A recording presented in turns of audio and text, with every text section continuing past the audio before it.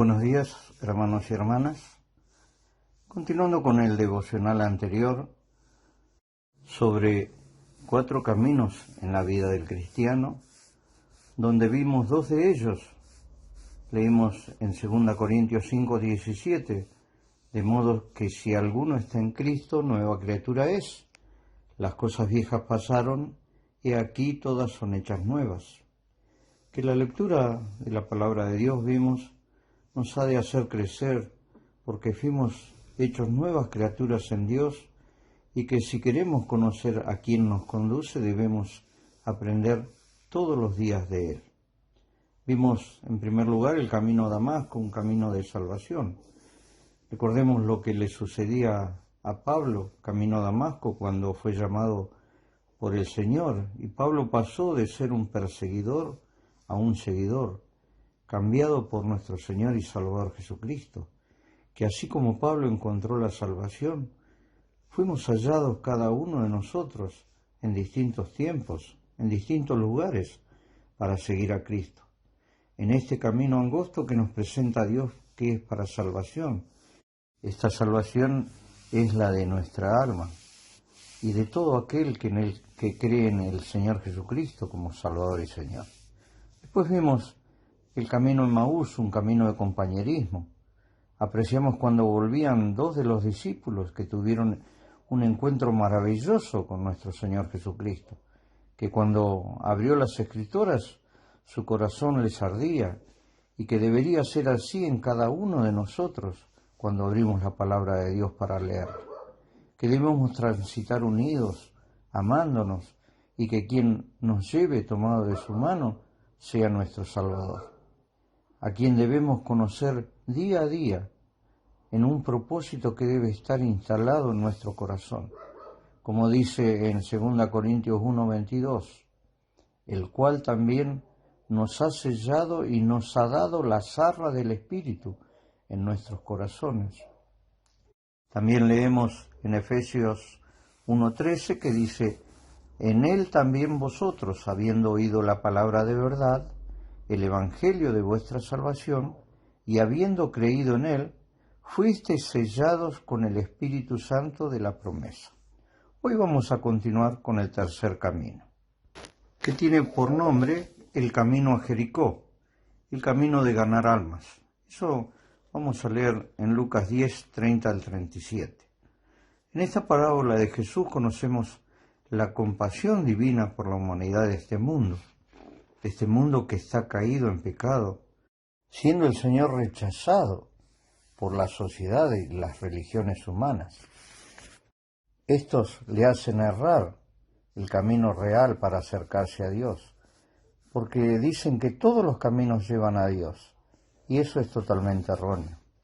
Por este motivo, en esta historia, se puede apreciar la situación de cada individuo en este mundo.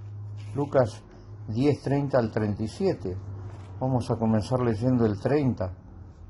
Respondiendo Jesús, dijo, un hombre descendía de Jerusalén a Jericó y cayó en manos de ladrones, los cuales le despojaron e hiriéndole se fueron dejándole medio muerto.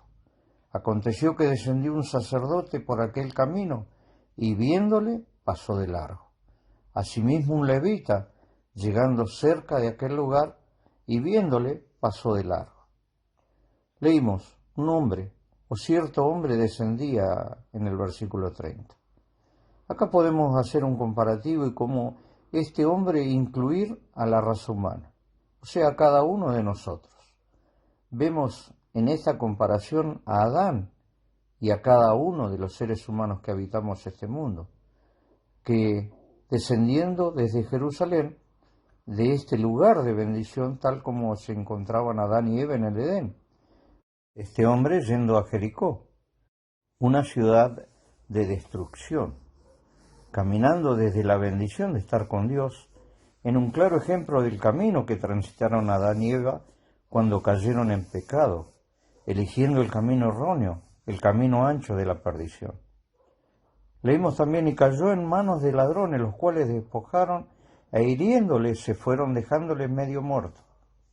La raza humana desobedeció, y entregó su oído a quien no debería haber oído, cayendo en las manos de Satanás y sus ángeles. Y es así como este hombre quedó medio muerto, vivo físicamente, pero muerto espiritualmente, alejado de ese lugar bendito que Dios le había preparado, vivo en su físico, pero muerto en la presencia de Dios. Leímos: aconteció que descendió un sacerdote, asimismo un levita, y viéndole pasó de largo. Los dos estaban en el mismo camino del hombre, descendiendo para el lugar de maldición, Jericó.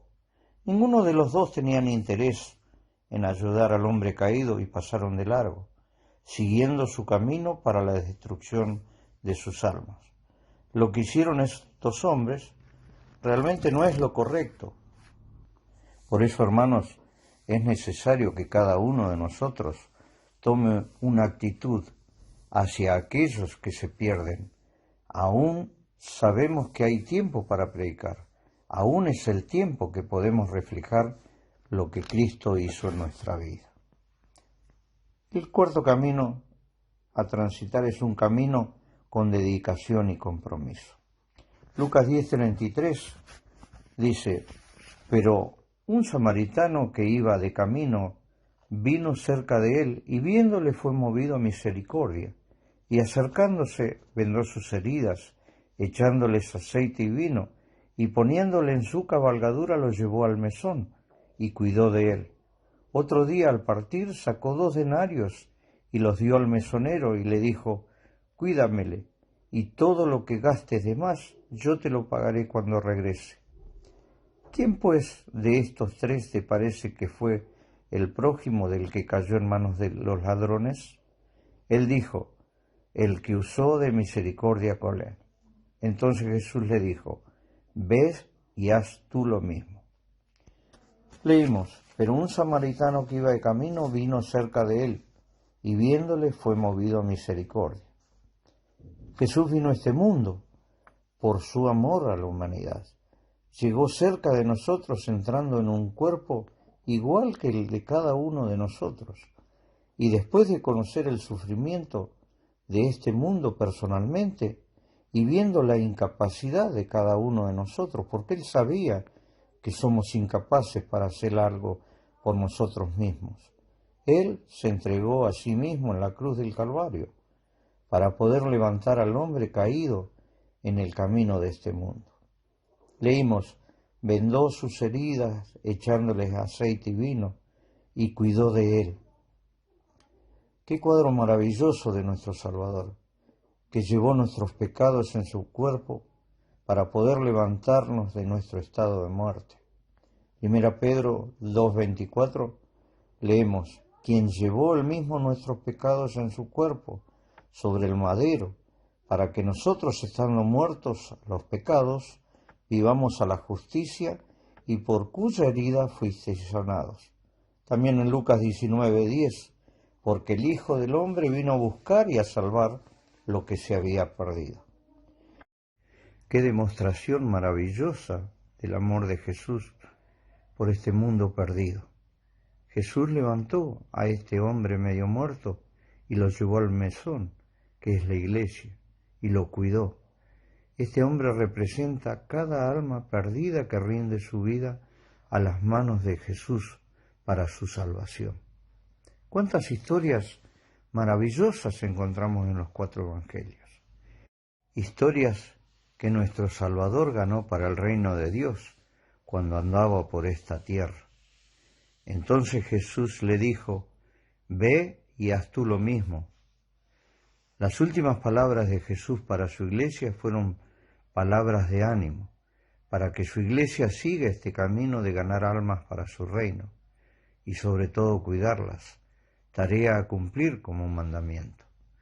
1 Juan 2:6 dice: el que dice que permanece en él, debe andar como él anduvo. Nuestro compromiso inicia cuando hemos confesado que Jesús es nuestro Salvador. Hemos sido sellados. Efesios 1:13 lo leímos. En él también vosotros, habiendo oído la palabra de verdad, el evangelio de vuestra salvación, y habiendo creído en él, fuisteis sellados con el Espíritu Santo de la promesa. Nuestro servicio no debe ser de acuerdo a nuestras perspectivas. En el camino de nuestra dedicación y compromiso debe haber un fin establecido, y ese fin establecido es obedecer a Dios y hacerlo de la manera que está establecido en la palabra. Por lo tanto, miremos el mapa que Dios nos trazó para que esta dedicación y compromiso traiga consigo la glorificación de Cristo en nuestra vida, que seamos un reflejo de lo que Él es. Podemos ver la vida de David, la vida de Abraham, de Moisés, de José, de Pablo. Estos hombres tuvieron un compromiso verdadero con Dios y para con el pueblo de Dios. Viendo sus vidas y trabajos, encontramos la relación íntima que tenían cada uno de ellos con Dios. Hoy se usa mucho en la sociedad del mundo la palabra sin compromiso. Suele decirse en la sociedad, puede ver ese producto sin compromiso, puede visitarnos sin compromiso, es todo sin compromiso. En fin, se usan estas dos palabras para demostrar que no estamos obligados a algo. No permitamos, hermanos, que este mismo pensamiento entre a nosotros los creyentes y menos a la iglesia. No seamos cristianos sin compromiso. Vamos a la iglesia cuando queremos, leemos la Biblia cuando queremos, oramos cuando queremos, amamos a Dios cuando queremos. Nuestra vida misma refleja esa falta de compromiso que llevamos con Dios cuando no tenemos instalado en nuestro ser el compromiso que debemos para con Dios. Entonces nos podemos preguntar, ¿cuál es el compromiso y dedicación que tenemos con Dios? ¿Cómo está nuestro compromiso con Dios? ¿Somos fieles a Él? Preguntas que tienen mucha importancia y las tenemos que hacer en forma personal cada uno de nosotros. Quiere el Señor ayudarnos a transitar estos 4 caminos. Saber que el primero que vimos, el de la salvación que ya tenemos, y la necesitan demasiadas almas en este mundo. El camino del compañerismo, el camino de ganar almas, el camino de la dedicación y compromiso con el Señor. Sea nuestro deseo, hermanos, que cada uno de nosotros podamos buscar a Dios y hacer su voluntad. El Señor nos bendiga.